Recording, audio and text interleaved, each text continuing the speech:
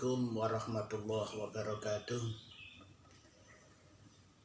Anak-anakku sekalian yang saya cintai dan yang saya banggakan, tolong buku paketnya dibuka bab 1, yaitu tentang meyakini kitab-kitab Allah, mencintai Al-Quran. Kemudian tolong dipahami, yaitu tentang meyakini kitab-kitab Allah, mencintai Al-Quran. Dan sebelumnya mari kita berdoa, ya, semoga apa yang kita pelajari ini bisa bermanfaat, barokah fid dini wa dunya wal akhirah. Allahumma amin ya rabbal alamin. Anak-anakku sekalian yang dimuliakan Allah, pelajaran yang pertama ini adalah meyakini kitab-kitab Allah, mencintai Al-Quran. Ini termasuk rukun iman. Nah, rukun iman yang pertama yaitu tentang meyakini bahwa Allah Subhanahu, iman kepada Allah Subhanahu wa Ta'ala. Kemudian yang ini adalah bab yang ketiga, yaitu tentang meyakini kitab-kitab Allah Subhanahu wa Ta'ala dan mencintai Al-Quran. Meyakini artinya adalah iman. Jadi kita semua harus iman kepada Allah Subhanahu wa Ta'ala, bahwa Allah Subhanahu wa Ta'ala ini adalah mempunyai kitab. Adapun kitab, tujuannya Allah menurunkan kitab adalah hudal linnas, adalah untuk sebagai petunjuk manusia yang asalnya tidak tahu sehingga menjadi tahu. Nah, dengan demikian kitab Allah yang diturunkan ini adalah sebagai hudal linnas, sebagai petunjuk bagi manusia. Jadi menunjukkan bahwa Allah Subhanahu wa Ta'ala ini adalah mempunyai kitab yang gunanya adalah untuk sebagai petunjuk. Jadi kalau kita mau berangkat ke Jakarta, ini harus tahu jalannya dulu, ya, harus tahu jalannya. Jadi kalau nggak tahu jalannya susah ini nanti. Oleh karena itu Allah Subhanahu wa Ta'ala menurunkan Al-Quran adalah sebagai tujuan manusia diturunkan di muka bumi ini supaya apa? Supaya mempunyai petunjuk yang jelas, punya arahan dan tujuan yang jelas, bahwa manusia diciptakan oleh Allah Subhanahu wa Ta'ala adalah untuk beribadah. Nah, ibadah tuntunannya adalah di Al-Quran. Oleh karena itu kita harus meyakini bahwa Allah Subhanahu wa Ta'ala ini adalah mempunyai kitab, utamanya adalah Al-Quran. Nah, adapun kitab-kitab Allah Subhanahu wa Ta'ala yang diturunkan di muka bumi ini adalah jumlahnya ada 4. Yang pertama adalah ada kitab Taurat yang diturunkan kepada Nabi Musa alaihissalam, ya. Kemudian bahasanya adalah bahasa Ibrani, ya. Kemudian kitab Zabur diturunkan kepada Nabi Daud alaihissalam, ya, yaitu bahasanya adalah bahasa Kipti. Kemudian kitab Injil, yaitu diturunkan kepada Nabi Isa alaihissalam, yang bahasanya adalah bahasa Suryani. Kemudian Al-Quran yaitu diturunkan kepada Nabi Muhammad SAW, yang bahasanya adalah bahasa Arab.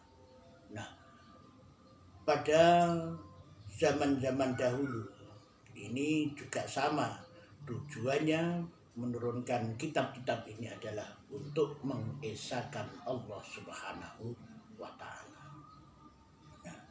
Adapun kitab-kitab Allah Subhanahu wa taala ini adalah sebagai petunjuk bagi manusia. Nah, adapun isi kitab-kitab Allah secara umum adalah mengajarkan keesaan Allah Subhanahu wa taala atau ilmu tauhid. Ya, jadi ilmu tauhid ini adalah ilmu yang untuk mengesahkan Allah Subhanahu wa taala. Kemudian yang kedua, mengajarkan tentang akidah atau tentang keimanan, bahwa kita hidup harus beriman kepada Allah Subhanahu wa taala, bahwa yang kita sembah, yang kita ibadah adalah hanya kepada Allah Subhanahu wa taala. Kalau kita ibadah selain Allah, ini namanya orang musyrik, yaitu orang yang menyembah selain Allah. Nah, ini adalah orang yang musyrik, ini adalah selamanya akan dimasukkan ke nerakanya Allah Subhanahu wa taala. Kemudian yang ketiga yaitu mengajarkan tentang hukum dan peraturan Allah, yaitu hukum-hukum dan peraturan Allah, bahwa ini ada peraturan, ada haram, ada halal, bahwa ini adalah cara bekerja ini yang harus meraih dengan harta yang halal, dan ini juga harta yang haram. Ini adalah termasuk ada di dalam kitab Allah, utamanya adalah kalau kita umatnya Nabi Muhammad, ini adalah kitab Al-Quran. Kemudian yang keempat adalah perintah dan larangan. Nah, jadi di dalam Al-Quran itu ada perintah untuk beribadah, perintah untuk berbuat baik. Nah, ini juga ada perintah. Kemudian ada larangan hal-hal yang dilarang oleh Allah, seperti kita dilarang untuk minum khamr, ya, narkoba. Nah, ini adalah dilarang oleh Allah Subhanahu wa taala. Kemudian ada yang kelima, ada janji dan ancaman. Nah, di dalam kitab Al-Quran itu ada janji. Janji gimana? Janji kita kalau beribadah kepada Allah Subhanahu wa taala dengan menjalankan perintahnya dan menjauhi larangannya, maka Allah menjanjikan bahwa orang yang semacam ini besok akan dimasukkan surganya Allah Subhanahu wa taala.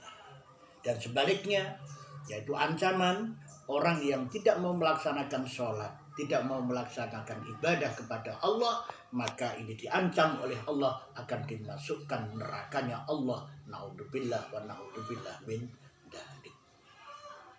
Kemudian yang ke-7 yaitu sejarah manusia di masa lalu. Jadi pada zaman-zaman dahulu diceritakan semua, yaitu tentang ada Nabi Ibrahim, ada Nabi Isa, kemudian ada nabi-nabi yang dahulu. Ini adalah diceritakan semua di dalam Al-Quran, seperti ceritanya Nabi Ibrahim, ya.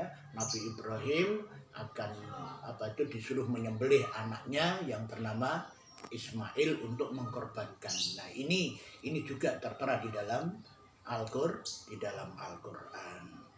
Kemudian Al-Quran adalah sebagai kitab suci umat Islam.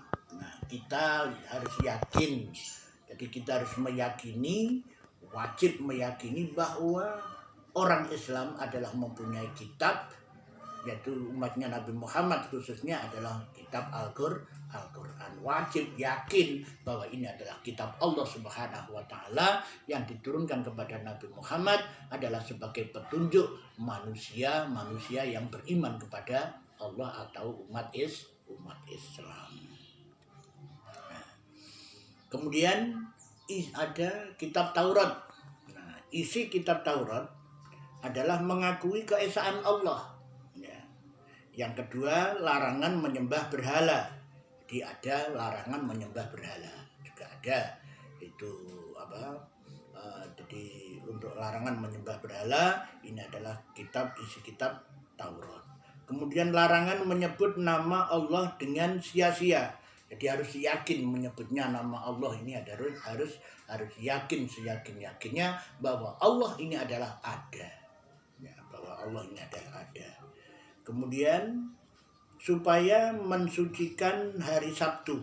Nah, jadi kalau kitab Taurat ini adalah mensucikan hari Sabtu, tidak hari Jumat. Kalau umatnya Nabi Muhammad ini adalah mensucikan hari Jumat. Kalau umatnya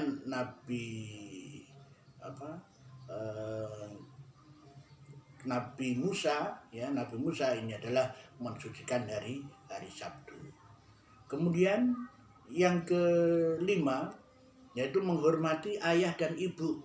Nah, jadi menghormati ayah dan ibu ini adalah anjuran dari kitab Taurat. Bahkan di dalam Al-Quran pun juga ada anjurannya kita harus menghormati ayah dan ibu, utamanya adalah ibu. Karena di dalam hadis Rasulullah ini disebutkan bahwa orang yang harus kita hormati adalah ibu. Ibu sampai diucapkan oleh Rasulullah 3 kali, ibumu, baru ayahmu. Oleh karena itu, kenapa kok seperti itu? Karena ibu adalah orang yang melahirkan kita dengan susah payah, dengan menggembol kita, yaitu mengandung kita mulai 1 bulan sampai 9 bulan sampai melahirkan. Ini adalah mati-matian susahnya ibu. Oleh karena itu di dalam kitab Taurat ini juga harus menghormati ayah dan ibu. Kemudian yang selanjutnya yaitu larangan membunuh sesama manusia. Dilarang untuk bercekcok atau saling membunuh antara satu dengan yang lain. Kemudian selanjutnya yaitu larangan berbuat zina. Nah, jadi larangan berbuat zina. Kemudian larangan mencuri, yaitu dilarang untuk mencuri. Ya, dilarang untuk mencuri. Kemudian larangan menjadi saksi palsu. Nah, ini juga dilarang di dalam kitab Taurat. Menjadi saksi palsu ada permasalahan, kemudian dia sanggup menjadi saksi tapi memalsukan diri, memalsukan apa yang diucapkan tidak sama dengan kejadian. Nah, ini namanya saksi palsu. Nah, ini adalah dilarang oleh kitab Taurat. Jadi kalau ini maksudnya, jadi harus kalau iya, kalau tidak ya tidak. Selanjutnya yaitu larangan berkeinginan memiliki hak orang lain. Nah, jadi istilahnya orang yang suka mencuri, nah itu adalah dilarang oleh dalam kitab Taurat. Kemudian selanjutnya yaitu isi kitab Zabur. Isi kitab Zabur yaitu mengakui keesaan Allah Subhanahu wa Ta'ala. Jadi sama dengan kitab Al-Quran. Nah, jadi sama dengan kitab Al-Quran yaitu mengakui keesaan Allah Subhanahu wa Ta'ala. Kemudian kedua, kumpulan nyanyian pujian kepada Allah atas segala kenikmatan ilahi. Jadi maksudnya dia pujian yaitu memuji kepada Allah Subhanahu wa Ta'ala, jadi mengucapkan alhamdulillah. Jadi semua ini adalah dari Allah Subhanahu wa Ta'ala. Jadi ada kenikmatan. Nah, ini selalu memuji kepada Allah Subhanahu wa Ta'ala. Kemudian yang ketiga berisi dzikir, doa, nasihat dan hikmah. Jadi isinya kitab Zabur yang diturunkan kepada Nabi Daud alaihissalam ini adalah berisi dzikir, doa, nasihat dan hikmah. Kemudian isi kitab Injil. Sekarang isinya kitab Injil yaitu mengakui keesaan Allah Subhanahu wa Ta'ala. Nah, kitab Injil yang diturunkan kepada Nabi Isa alaihissalam. Nah, ini harus mengakui keesaan Allah Subhanahu wa Ta'ala. Kemudian yang kedua yaitu ajaran hidup sederhana. Maksudnya tidak bermewah-mewahan, seumpama mempunyai harta kekayaan yang banyak tidak boleh sombong, walaupun dia ini punya mobil sampai 100 mobil, nggak boleh sombong, nggak boleh. Jadi harus tetap hidupnya harus sederhana, nggak boleh bermewah-mewahan, melete, sombong, macam-macam. Dan hal yang seperti itu adalah dilarang oleh ajaran kitab Injil. Kemudian yang ketiga, menjauhi kerakusan dan ketamakan dunia. Jadi dilarang untuk tamak, serakah. Nah, itu adalah dilarang oleh ajaran kitab Injil, yaitu dia tamak, kemudian kepingin menguasai, semua kepingin dikuasai. Nah, ini adalah tidak diperbolehkan. Jadi rakus, rakus ini adalah tidak diperbolehkan. Kemudian isi kitab Al-Quran, ya. Kemudian isi kitab Al-Quran. Nah, kitab Al-Quran berisi antara lain, yang pertama adalah akidah, keimanan mengesahkan Allah. Jadi akidah tentang keimanan, ya, mengesahkan kepada Allah Subhanahu wa Ta'ala. Jadi semua kitab Allah Subhanahu wa Ta'ala ini adalah berisikan tentang keesaan Allah Subhanahu wa Ta'ala. Kemudian yang kedua yaitu hukum-hukum syariat. Nah, hukum-hukum syariat yaitu hukum yang dilakukan oleh semua manusia, ya, yang dilakukan oleh keseharian perilaku manusia. Nah, ini adalah syariat. Nah, syariat itu kalau kita kepingin tidak lapar ya harus bekerja. Kalau kita tidak mau dicampakkan ke nerakanya Allah ya harus ibadah. Nah, ini namanya syariat. Nah, syariat. Kemudian yang ketiga yaitu sejarah atau tarikh. Jadi di dalam Al-Quran itu adalah ada ceritanya Nabi Ibrahim, Nabi Musa, Nabi Isa, ya, Nabi Daud. Nah, semua ada di dalam Al-Quran. Kemudian muamalah. Nah, muamalah ini adalah akad jual beli. Nah, jual beli di antara satu dengan yang lain. Nah, ini kalau kepingin punyanya orang ini harus dibeli atau ada yang menjual. Pengen sepeda motor, nah ini juga ada caranya. Nah, jadi ada caranya untuk membeli sepeda motor. Kemudian yang kelima yaitu ibadah, yaitu ibadah, ibadah kepada Allah Subhanahu wa Ta'ala. Jadi tentang ibadah. Jadi kalau kita mau ibadah kepada Allah Subhanahu wa Ta'ala, maka kita akan diberikan pahala oleh Allah, pahala akan dimasukkan surganya Allah Subhanahu wa Ta'ala. Dan begitu juga kalau kita melanggar aturan-aturan ibadah dari kepada Allah Subhanahu wa Ta'ala, melanggar, tidak mau sholat, tidak mau puasa, nah, kemudian tidak mau berbuat baik kepada kedua orang tua, nah, ini akan diancam oleh Allah Subhanahu wa Ta'ala. Ini adalah akan mendapatkan dosa. Nah, dosa kemana arahnya? Yaitu dimasukkan ke nerakanya Allah Subhanahu wa Ta'ala. Jadi ini ibadah.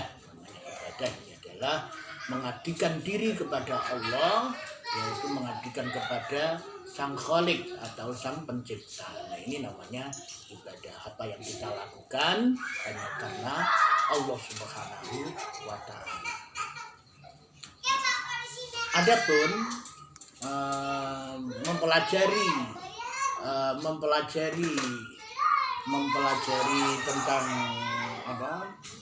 beriman kepada Allah Subhanahu wa Ta'ala ini adalah ada hikmahnya. Nah, ada hikmahnya.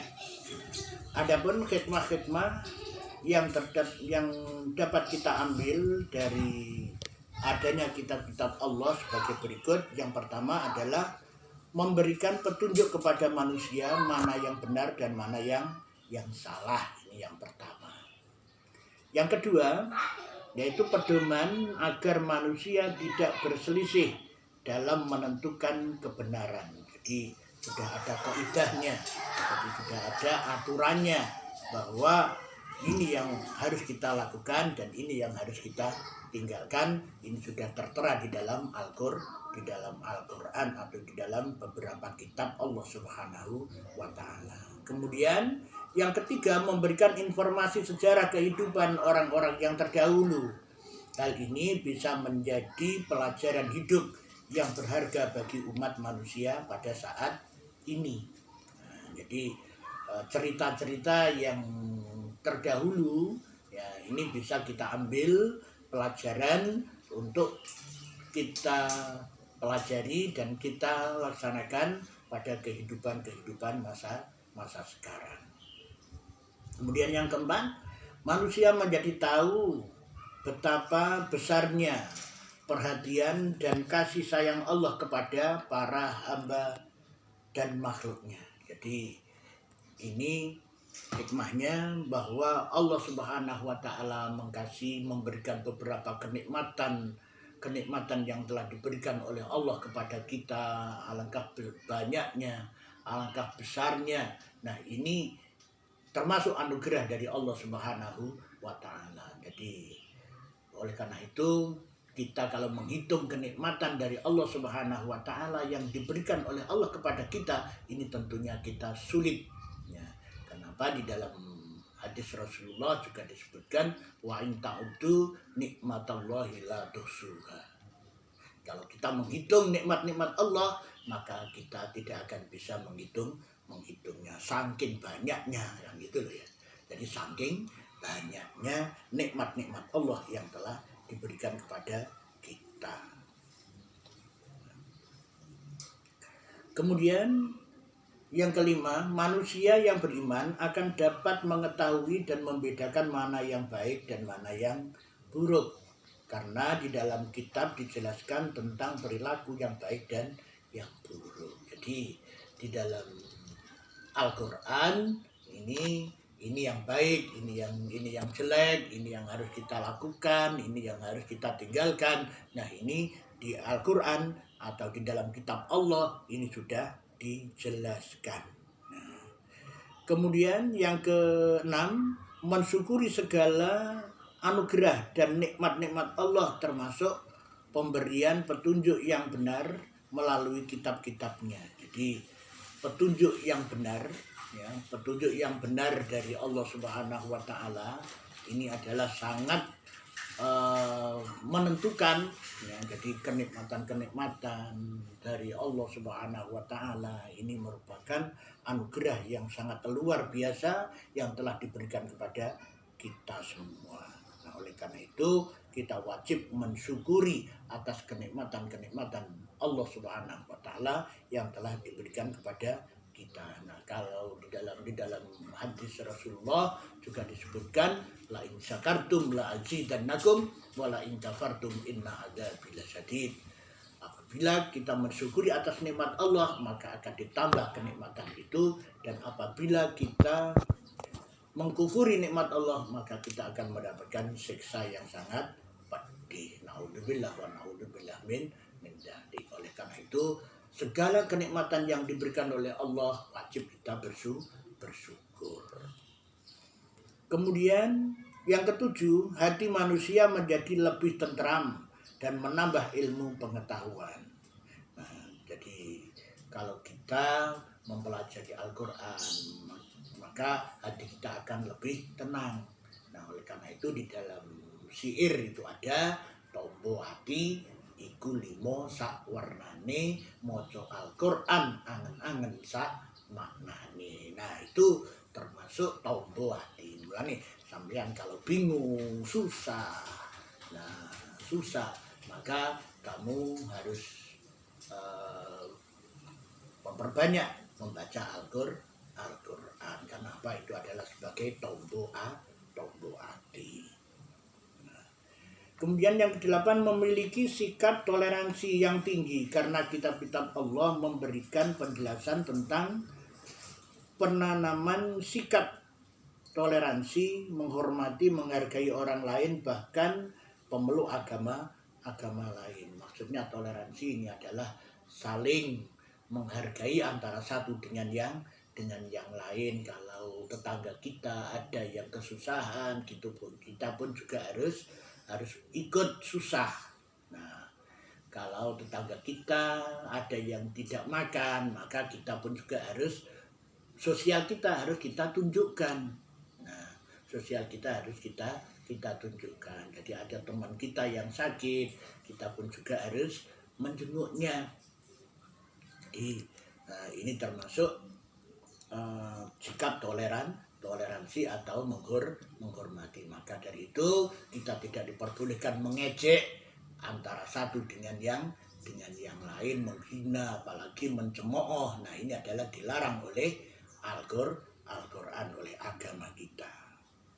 Kemudian yang ke-9, meningkatkan kesabaran dalam menerima cobaan, ujian dan musibah, serta selalu bersyukur atas nikmat dan anugerah yang diberikan oleh Allah Subhanahu wa Ta'ala. Jadi kalau kita diuji oleh Allah Subhanahu wa Ta'ala, harus kita kembalikan ke Allah, bahwa kepada qada-qadarnya Allah. Jadi Allah ini adalah memberikan ujian kepada kita harus kita terima dengan hati yang ikhlas. Tidak diperbolehkan untuk kita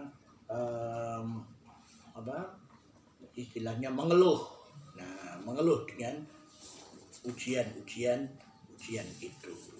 Nah, oleh karena itu kita harus bersyukur kepada Allah Subhanahu wa Ta'ala atas anugerah yang telah diberikan, bahwa kita menjadi umatnya Nabi Muhammad Sallallahu Alaihi Wasallam. Nah, ini merupakan anugerah dari Allah Subhanahu wa Ta'ala. Anak-anakku sekalian yang dirahmati oleh Allah Subhanahu wa Ta'ala, demikian penjelasan tentang bab 1, yaitu tentang meyakini atau mengimani kitab-kitab Allah Subhanahu wa Ta'ala, yaitu mencintai Al-Quran. Jadi kita harus cinta kepada Al-Quran. Karena apa? Di dalam Al-Quran itu ada beberapa mukjizat, ya, yang telah kita dapati di dalam Al-Quran itu. Jadi kalau kita susah, ya kita harus membaca Al-Quran. Kita diuji oleh Allah dengan besok kalau kalian sudah rumah tangga, ya toh, rumah tangga akan diuji oleh Allah Subhanahu wa Ta'ala tentang ekonomi. Kita harus membaca surat Waqiah. Nah, jadi memperlancar Waqiah. Nah, oleh karena itu kita sebagai hamba Allah, khususnya adalah umat Nabi Muhammad Sallallahu Alaihi Wasallam, harus meyakini kitab-kitab Allah yang namanya Al-Quran. Dan semoga penjelasan ini bisa bermanfaat dan menjadikan ilmu yang barokah, manfaat fid dini wa dunya wal akhirah. Allahumma amin ya rabbal alamin. Nah, kemudian nanti ada soal yang harus kalian kerjakan, yaitu melalui kuis, ya. Nanti ada soal, yaitu pertanyaan yang harus kalian kerjakan dengan benar, dengan baik, ya, dengan pilihan ganda. Demikian pelajaran bab 1 tentang meyakini kitab-kitab Allah dan mencintai Al-Quran. Semoga bermanfaat. Akhirul kalam. Wassalamualaikum warahmatullahi wabarakatuh.